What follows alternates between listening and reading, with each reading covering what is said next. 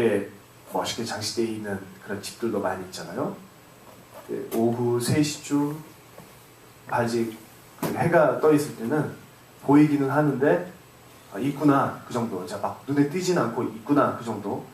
이제 해가 이제 저물어 갈 때 4시, 5시쯤 보면 이제 조금씩 더 보여요. 조금씩 더 보여서 잘 보이네. 그런데 완전 밤이 되잖아요. 8시, 9시 보면 그것밖에 안 보여요. 엄청 잘 보이고 정말 아름답습니다. 우리 예수님도 이 세상에 빛으로 오셨고 또 소금으로 오셨고 또 우리에게 생명을 주시는데 에스겔을 하나님의 놀라운 구원의 역사의 비전을 보여주시기 위해 가장 하나님의 그 비전을 그것대로 볼 수 있도록 다른 것이 섞여 있지 않고 오직 하나님만 볼 수 있도록 골짜기의 가장 낮은 곳에 죽음으로 가득하 있는 곳으로 옮겨서 하나님의 비전을 보게 하셨습니다.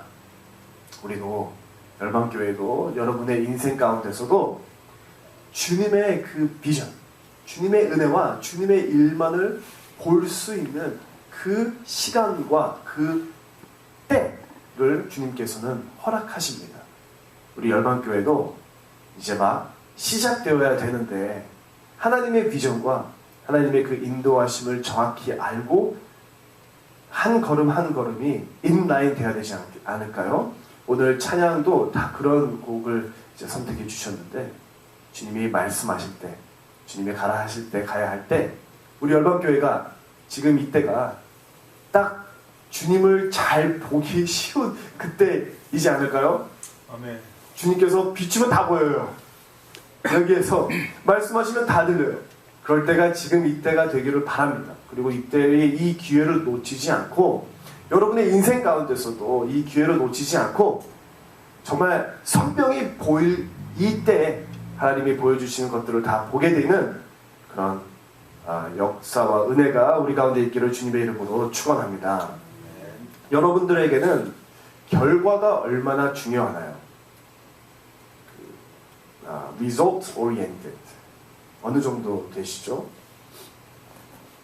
저는 뭐 조금 중요해요. 근데 저는 과정이 더 중요하다 생각하고요. 결과에 그렇게 막 연연하지는 않습니다. 근데 결과가 얼마나 중요한가요? 그거는 뭐냐에 따라서 또 달라요. 만약 여러분이 사랑하시는 사람이 금년 담배를 끊겠다고 약속을 했어요. 그러면 담배를 완전 끊는 것이 중요합니까? 아니면 끊으려고 노력은 하는데 계속 펴도 괜찮습니까? 어느 게 더 중요하죠? 끊어야지 당연히. 근데 노력하는 그 자체도 중요해요. 노력하는 그 자체도. 아니 어떤 사람은요 완전 진짜 그 결과주의의 끝판왕인 사람들을 제가 몇 명 아는데 담배 끊는 그 행위, 노력 자체는 중요하지 않다고 여기는 사람들이 있어요. 진짜 중요한 거는 끊었냐 안 끊느냐 그것만이 알 거지 다른 것은 필요 없는 사람들이 있습니다. 학교의 성적은 어떤가요? 이제 우리 일하는 그 곳에서 승진, 또 매출이 늘어나는 것 그런 것은 어떤가요? 우리 다 노력하잖아요. 근데 열심히 노력하고 하나님 안에서 정직하게 살고 그것이 더 중요한가요? 그것도 중요하지만 아니면 그것만큼 아니면 그것보다 더 정말 중요한 것은 결과입니까? 우리는 다 좋은 남편이 되고 좋은 아내가 되고 좋은 부모가 되고 좋은 자녀가 되려고 하는데 그거의 기준치가 무엇입니까? 뭔가 퍼포밍 해야 되는 그런 리졸트가 있나요? 이 정도는 해내야지 퍼폼 해내야지 만들어내야지 가장이 돼서 배우자가 돼서 자녀가 돼서 혹시 그런 기준치가 있나요? 교회는 어떻습니까? 교회에서 비전만 선포하고 실제로 거두는 열매가 없다고 한다 그러면 어떤가요? 교회에 이렇게 모여있기만 하는데 뭔가 꾸려지지 않고 능력이 없어요. 보니까 교회에 말은 있는데 뭔가 생각은 하는 것 같은데 이루어내는 것이 없어요. 몽상가죠. 결과가 여러분들에게는 얼마나 중요합니까? 능력이 여러분들한테는 얼마나 중요하세요? 한국은 특별히 능력에 따라 신분을 계급화하는 사회입니다. 제가 한국에서 중2 때까지 살았고요. 그리고 그 후 미국에 와서 살았는데 한국의 문화, 솔직히 지금 한국의 문화가 다를 수는 있어요. 제가 98년도 때 미국으로 도미했는데 그때까지 한국의 문화, 그리고 지금 들려오는 것은 좀 아직 크게 달라지지는 않은 것 같은데 능력에 따라서 계급화가 있는 사회예요. 얼굴 생긴 것 같다가 계급화를 만들어요. 한국이 그렇더라고요. 그래서 제가 들었는데 미국에 살다가 한국으로 이제 다시 돌아가신 분이 있으세요. 근데 한국은 타고 다니는 차, 소유한 차를 가지고 정말 사람들이 신분화한다는 거예요. 그래서 돌아가신 분이 교수였는데요. 근데 미국 사람이니까 한국에서 길도 좁고 자기가 타기 쉽게 가장 조그만 모닝이나 티코나 그런 거 샀어요. 제일 조그만 거 있잖아요. 제일 조그만 차. 그런 걸 타고 돌아다니는데 우리 미국 사람들은 이해되잖아요. 그렇죠? 교수도 뭐 자기가 조그만 차 타고 다니면 한국에서 서울에 운전하기고 또 까다롭고 하니까 그렇게 조그만 차를 타고 다녔어요. 그런데 학교에서 사람한테 와가지고 체면깎기니까 이런 차 타고 다니지 말고 조금 더 좋은 차 타고 다니라 라고 그러더래요.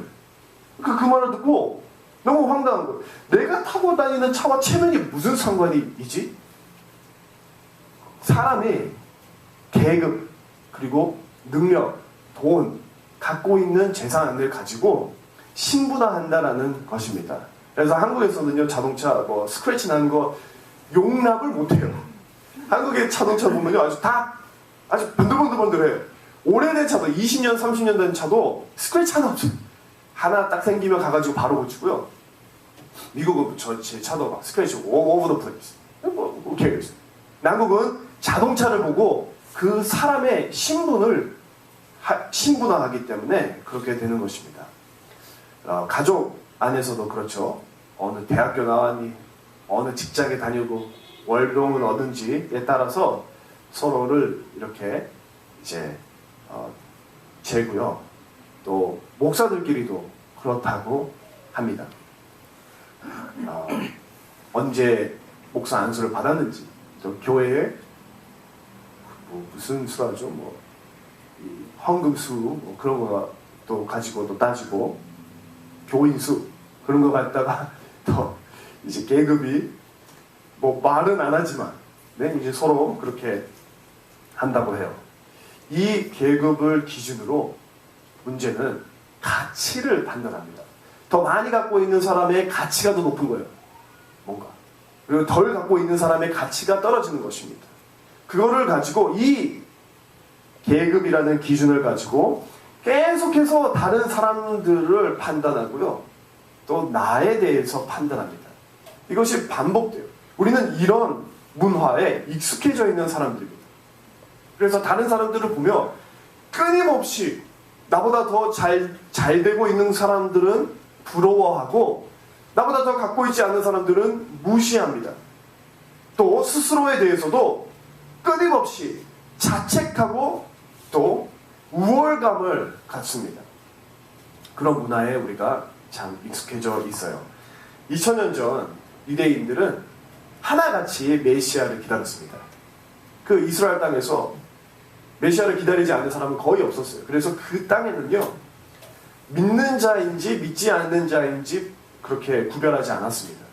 다 자기네들이 아브라함 자손이라고 생각을 했고요. 하나님 믿는다라고 했고요. 믿고 믿지 않고의 그런 구별은 없었습니다. 그런데 그 대신에 그들 가운데, 유대인들 가운데 거룩함이라는 기준으로 온갖 종류의 계급화가 다 있었습니다. 서로 다 믿는다고, 다 아브라함의 자손이라고는 했는데 무엇인가 기준이 있어서, 그 거룩함, 종교의 기준이 있어서 서로 무시하고 서로 우월감을 느끼고 서로 정죄하고 자책하고 위선을 행하였습니다. 오늘 교회에서도 비슷한 형상이 일어나고 있습니다. 교회 안에 모두 그리스도인, 교회 다니는 사람이라는 타이틀은 공유하고 있어요. 그런데 교회 안에서 여러 차원의 거룩함의 기준이 있습니다. 그거를 통해 서로 말은 그렇게 안 할 수 있어도 심중으로, 마음으로, 은연히 서로 정죄하고 무시하고 모함하고 위선을 행합니다. 내가는 아닌 척, 거룩한 척 아니라고요. 서로에게 저 사람 보면서 저 사람 저거 왜 했어? 저 사람 저거 왜 안 했어? 저 사람 저기 왜 왔어? 왜 안 왔어? 왜 저래? 왜 빼? 왜 저렇게 나서는 거야? 그런 식으로 서로를 계속해서 판단하고 무시하고 정죄합니다. 이렇게 있는 그 문화 속에서 가장 큰 문제는 우리가 하나님 앞에 나올 때도 같은 기준으로 나온다는 것입니다. 내가 하나님 앞에 나올 때 내가 잘한 거 있나? 내가 조금 부끄러운 거 있나? 부끄러운 것은 웬만하면 숨기려 하고 잘한 것은 드러내려 하고 그렇게 해서 교회에 나오고 하나님 앞에 나옵니다. 그리고 성경은 이것을 경계하라고 경고하고 있어요. 우리 함께 갈라디아서 3장 말씀을 읽어보도록 하겠습니다. 나는 여러분에게서 이 한 가지만을 알고 싶습니다. 여러분은 율법을 행하는 행위로 성령을 받았습니까? 그렇지 않으면 믿음의 소식을 들어서 성령을 받았습니까? 여러분은 그렇게도 어리석습니까? 성령으로 시작하였다가 이제 와서는 육체로 끝마치려고 합니까? 바울 시대, 이제 초대 시대죠. 갈라디아서가 신약 중에서도 앞에 부분이에요. 그러니까 별로 예수님 돌아가시고 얼마 안 되고 쓴 책입니다. 그러니까 정말 초대교회예요. 근데 이 초대교회 때 교회 안에서 가장 큰 문제 중 하나가 바로 이것이었습니다. 그래서 바울이 이 문제를 지금 짚고 있는 거예요. 그것은 바로 이것인데요. 율법으로 시작했다가 성령으로 시작했다가 율법으로 돌아가고 믿음으로 시작했다가 행위로 돌아가고 성령으로 시작했다가 육체로 돌아가고 그것을 지금 경고하고 있는 것입니다. 사랑하는 여러분, 성령의 반대는 육체이고요. 은혜의 반대는 자기의 행함을 의지하는 것, 또 자신의 의를 의지하는 것이고요. 또 복음의 반대는 율법주의입니다. 그리고 이 말씀이 우리에게 주시는 경고의 말씀이에요. 초대교회에 시작되었던 이 교회의 문제가 오늘 이 시간까지도 지금 이어지고 있습니다. 우리가 교회에 나왔는데 어떤 마음으로 나왔나요? 우리가 하나님 앞에 오늘은 좀 자신이 없는데 내가 하나님 앞에 숨겨야 될 것이 있고 아니면 하나님 앞에 떳떳하고 아주 거룩한 자로 바리새인으로 나왔나요? 우리가 삶에 여러 가지 문제가 있습니다. 그 문제들을 어떻게 해결합니까? 내가 갖고 있는 그 능력과 그 의를 의지하나요? 아니면 오직 하나님만을 의지하나요?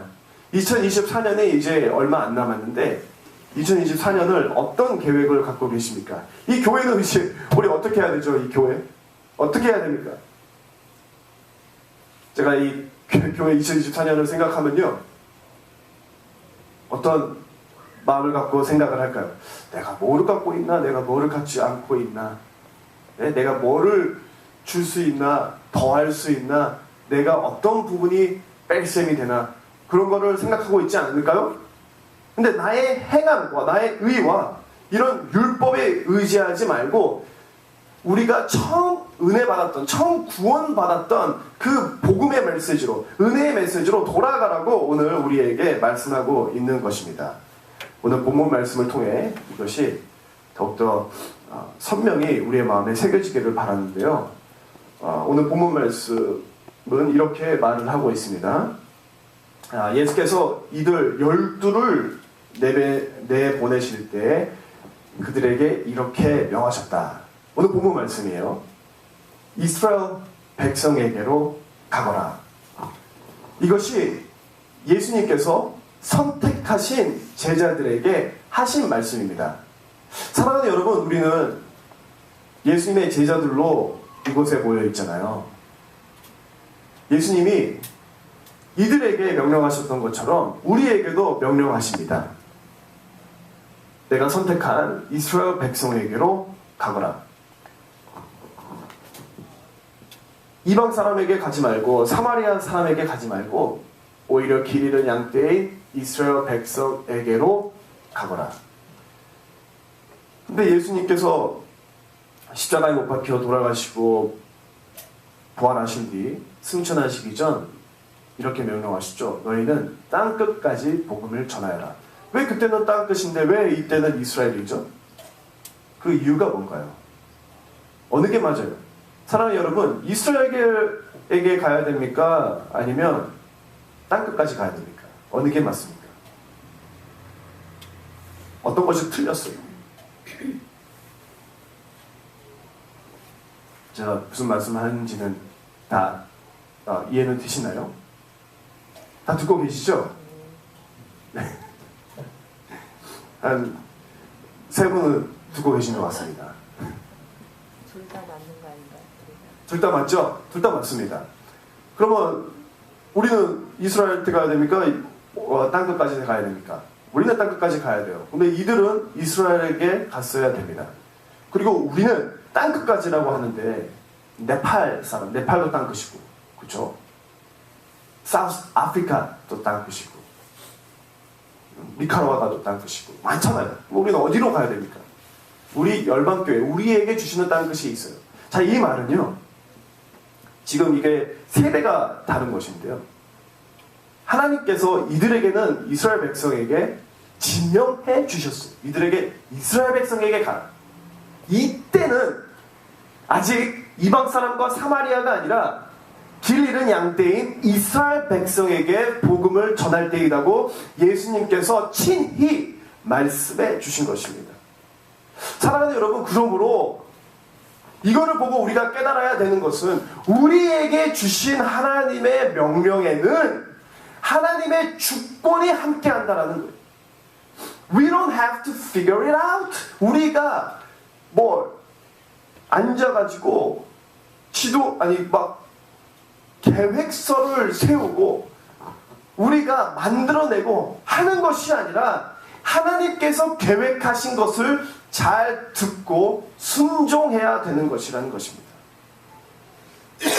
나의 지혜로 하는 것이 아니라 하나님의 계획대로 하는 것입니다. 우리 열방교회가 어떻게 해야 되죠?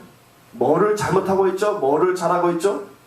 교회 우리 안에서 우리의 지혜대로 나와야 되는 것이 아니라 하나님의 인도하심이 있다는 거예요. 하나님은 실수가 없이고 온전하십니다. 여러분의 가정 가운데서도 실수하지 않으시고 온전하십니다. 2024년에 여러분들 가정 가운데서 보고자 하는 그런 차역들이 있습니다. 우리의 교회 가운데서도 2024년 이루어지고 풀어지기를 원하는 그런 사역과 선교들이 있습니다. 그것들을 우리가 우리의 뜻대로 결정하는 것이 아니라 하나님께서 이미 결정하셨고 우리에게 말씀해 주신다는 것입니다. 그것을 우리는 듣고 순종해야 되는 것이죠. 근데 오늘 성경 구절에서 하나님이 예수님이 명령하신 두 가지의 two parts, 두 종류의 명령이 나오는데요. 하나는 이것입니다. 다니면서 하늘나라가 가까이 왔다라고 선포하여라. 이거는 진리를 선포하는 사명입니다. 또 두 번째는 앓는 사람을 고쳐주며 죽은 사람을 살리며 나병 환자를 깨끗하게 하며 귀신을 쫓아내어라. 거저 받았으니 거저 주어라. 이거는 거저 주는 사명입니다. 자, 예수님께서 이들에게 명령하신 것은 두 종류인데요. 하나는 선포의 사명, 하나는 거저 주는 사명입니다. 이거를 우리 제자들에게는요, 이렇게 두 가지로 말을 할 수 있는데요. 하나는 지상 대사명이고요. 하나는 대계명입니다. 우리는 이것을 교회로서, 주님의 제자로서 언제나 명령에 순종하여 살아야 됩니다. 우리는 땅끝까지 복음을 전해야 돼요. 이게 우리가 살아있는 이유이고 목적입니다. 믿으십니까? 믿기가 힘드십니까? 아니, 믿으시기는 하는데 제가 무슨 말을 하는지 잘 안 듣고 계셔서 그죠? 자, 사랑하는 여러분, 복음 전하셔야 됩니다. 그게 하나님께서 여러분들에게 주시는 사명이라고 믿으십니까? 아멘. 우리 복음을 전해야 돼요. 두 번째로 예수님께서 우리에게 명령하신 것은 하나님을 사랑하고 서로를 사랑하여라 하였습니다. 자, 이게 둘 다 우리가 제자로서 반드시 순종하고 살아가야 되는 두 종류의 명령이라는 거예요. 하나, 복음을 전하는 것, 또 하나, 사랑하는 것. 대사명과 대계명입니다. 그런데 이 대계명의 부분인 8절에 보면요, 제자들에게 앓는 사람을 고쳐주며 살리며 깨끗게 하며 쫓아내라 라고 하고 있어요. 귀신을 쫓아내라. 자, 그래서 이 제자들이 밖에 나가가지고요, 앓는 사람들을 보면 이제 손 대어서 고쳐주고요, 죽은 사람을 살려내고요, 나병 환자를 깨끗하게 하고요, 귀신 들려서 고통받고 있는 사람에게 자유를 주었습니다. 그런데 그들이 다 이렇게 고침을 받고 좀 치유를 받고 다 예수님께 나아온 것이 아니었어요. 무슨 말인지 이해가 되시죠? 치유를 받았는데도 많은 사람들이 다 예수님을 떠나갔습니다. 아직까지도 예수님을 미워했어요. 그런데 예수님께서 이렇게 말씀하셨습니다. 야, 나 잘 믿을 것 같은 사람들에게 이렇게 조가 아니라 이거 어떻게 좀 잘 말해가지고 날 믿기 좀 해봐. 그렇다는 게 아니라 이 명령의 핵심이 이것인데요, 거저 받았으니 거저 주어라 라는 것입니다. 사랑하는 여러분, 대계명은 대사명의 수단이나 조건이 아닙니다. 자, 이거는 대계명 사랑하여라의 핵심이에요. 핵심. 자, 우리가 그리스도인으로서 특히 우리 열방교회는요, 대사명을 아주 중요시 여기는 교회입니다. 우리는 복음 전도하는 것을 중요시 여기는 교회예요. 여러분들 전도 안 하면 불순종하는 삶 살고 있는 것입니다. 분명 그것은 맞는 말입니다. 근데 대사명과 대계명은요, 서로의 수단이나 조건이 아니에요. 우리가 복음을 전해야 되는 것만큼 우리는 사랑해야 되는데, 그 사랑의 핵심은 바로 이것입니다. 거저 받았으니 거저 주는 것입니다.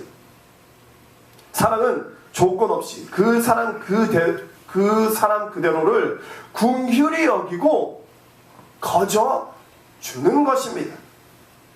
우리가 갖고 있는 시간, 관심, 기도, 사랑을 그냥 옆에 있는 사람이 어떤 자이든 간에, 그 자가 어떤 지금 상황을 가운데 있던 간에, 그 자가 어떤 악한 짓을 하던, 그 자가 우리를 분명 보나마나 배신하고 관심 없고 아무 그런 우리에게 이득이 되는 그런 행위를 안 할 것 같은데도 그를 거저 그에게 주는 것이 대계명의 핵심입니다. 거저 받았으니 거저 주어라.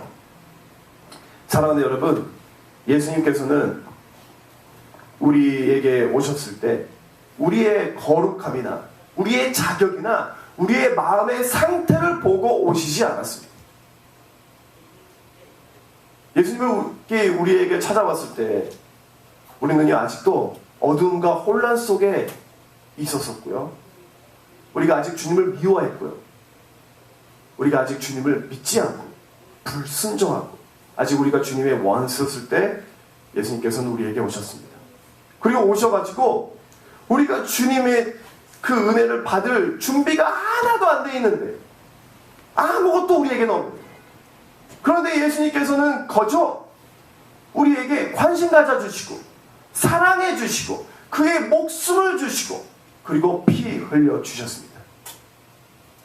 이거를 신학적으로는요 이렇게 말을 하는데요, unlimited atonement라고 합니다. 이게 무슨 뜻이냐면요, 예수님께서 피를 흘리셨는데 예수님이 선택한 그 소수의 사람들만을 위해서 예수님이 십자가에 못 박혀 피를 흘리신 것은 limited atonement라고 해요. 근데 그 반대로는 그렇지 않고 예수님께서는 여기 우리 지구의 모든 역사 가운데 살고 있는 모든 사람들을 위해, 그를 위해, 그가 예수님을 믿던 안 믿던 예수님이 십자가에서 피를 흘려 주셨다라는 것이 unlimited atonement입니다. 그리고 unlimited atonement가 저희가 믿는 거예요.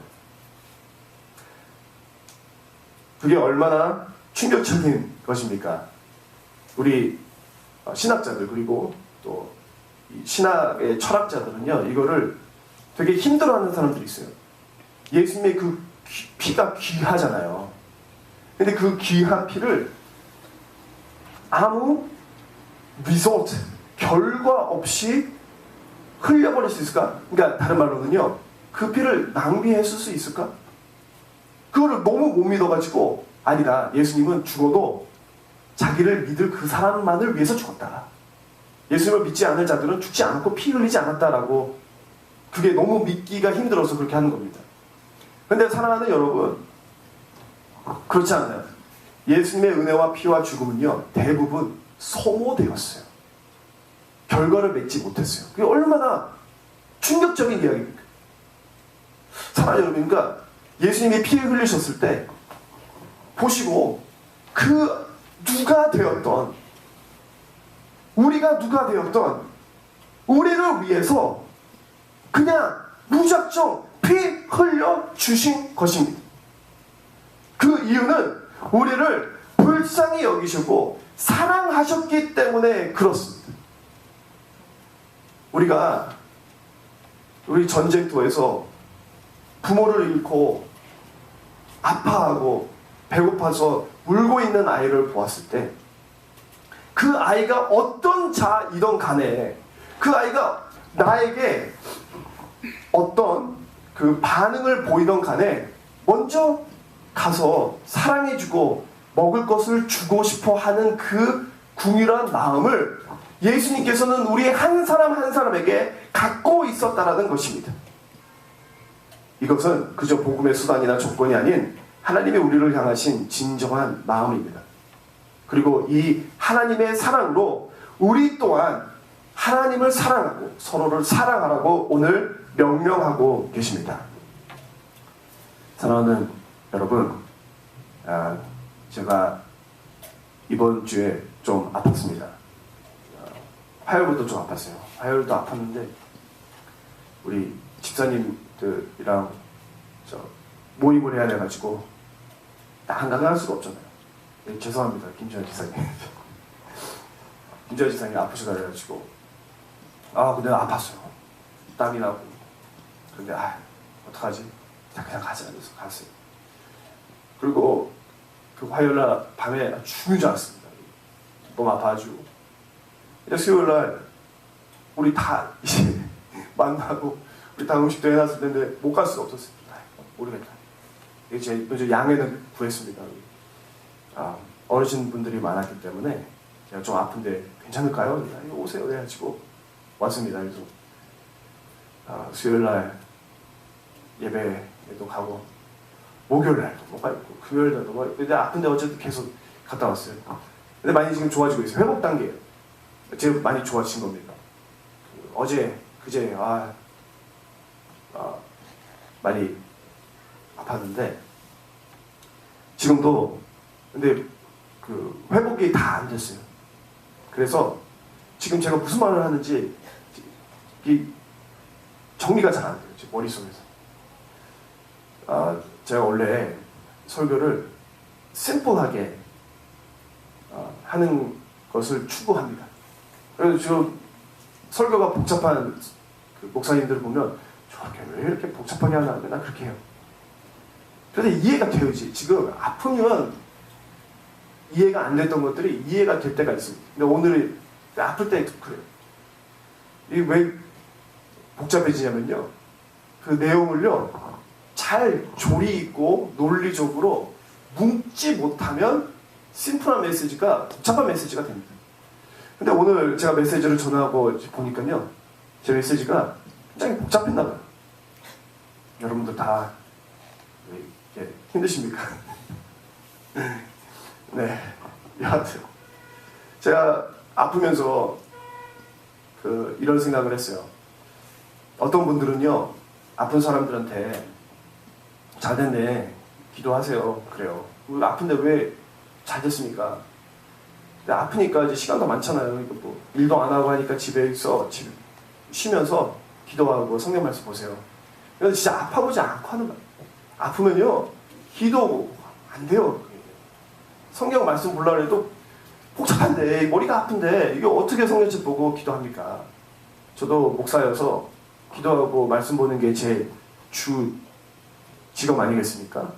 그런데 이게 앉아가지고 하려고 해도 잘 안 되더라고요. 근데 이게 육신만의 아픔이 있는 게 아니에요. 마음에도 아픔이 있는 거예요. 관계에도 아픔이 있는 거예요. 어떤 성도들을 보고, 왜 저 성도는 지금 이 시기에, 이렇게 어려운 시기에, 이렇게 막 부서지고 있는 이 시기에 더 기도하고, 더 하나님 붙잡고, 더 교회에 나와서 더 찾아야 되는 것이 아닌가? 왜 더 안 하고 있는가? 아프니까 그런 거 아니에요. 아프니까. 저도 아파가지고 기도하고 설교 말씀이 잘 준비가 됐는지 안 됐는지 모르겠습니다. 근데 저한테 와가지고, 예? 목사님 왜 설교를 이렇게 준비해가지고 그래요? 저한테 누가 와가지고 그렇게 정죄하면요, 되게 마음이 상할 것 같아요. 아프니까 그랬잖아요.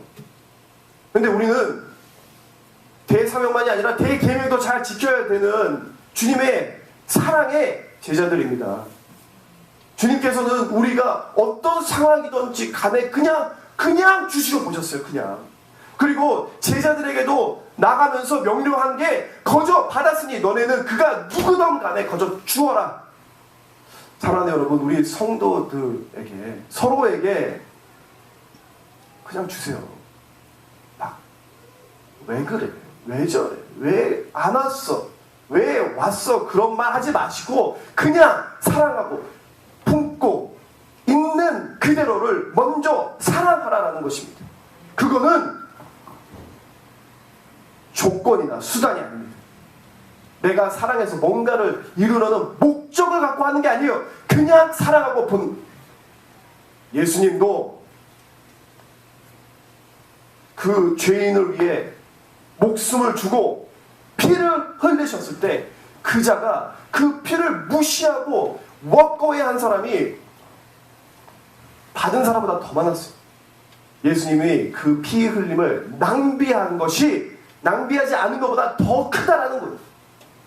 그래도 피 흘리셨습니다. 우리가 그냥 사랑하고 그냥 있는 그대로 받아주고, 그래도 아무 일이 일어나지 않다 하더라도 그런 거에 연연하지 마시고, 여러분께 거저 주신 예수님 생각하십시오. 예수님이 여러분 봐서 줬습니까? 여러분이 잘하고 있어서 줬습니까? 여러분이 그거 예수님의 사랑을 받고 바로 순종하여서 지금 완벽한 삶을 살고 있습니까? 여러분도 거저 받았으니 우리 서로 정죄하지 말고 깎아내리지 말고 이거 갖다가 좀 하려는 수단으로 삼지 말고 그냥 거저 주는 저 여러분 되기를 주님의 이름으로 축원합니다. 2000년 전 예수님께서 오셔서 우리를 조건 없이 사랑해 주셨습니다. 그 사랑을 오늘 묵상하고 주님 앞에 이 사랑을 조건 없이 우리를 받아주시는 하나님 앞에 우리가 우리의 행함을 갖고 하나님 앞에 나오면 그때부터 다 우리는 영적으로 죽는 거예요. 김경화 지사님이 하신 말이 딱 맞아요. 우리가 하나님 앞에 바리새인이 딱 되는 거예요. 나 거룩하게 살았으니까. 예수님 앞에 나올 때마다 조건 없이 사랑하시는 예수님 앞에 나와야 되는데 우리는 죄인으로 나와야 되는 거예요. 나는 자격이 안 되지만 하나님이 그런 사랑을 갖고 있는 분이시니 그냥 마냥 나와야 되는 것입니다. 그리고 그런 사랑을 매번 예배할 때마다 충분히 받아서 서로를 그렇게 사랑할 때 우리 가운데 그 주님의 뜻이 이루어질 줄 믿습니다. 우리 함께 묵상으로 기도하겠습니다.